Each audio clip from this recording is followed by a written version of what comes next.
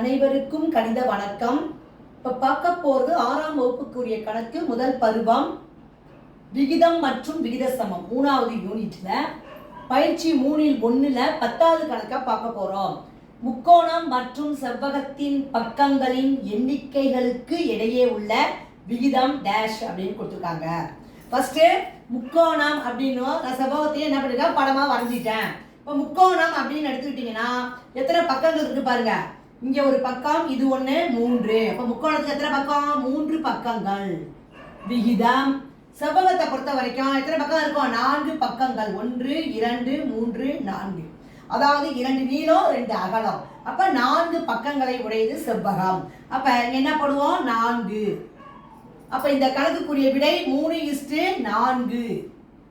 முக்கோணத்துக்கும் செவ்வகத்துக்கும் உள்ள பக்கங்களுடைய விகிதம் என்ன அப்படின்னு கேட்டிருக்காங்க.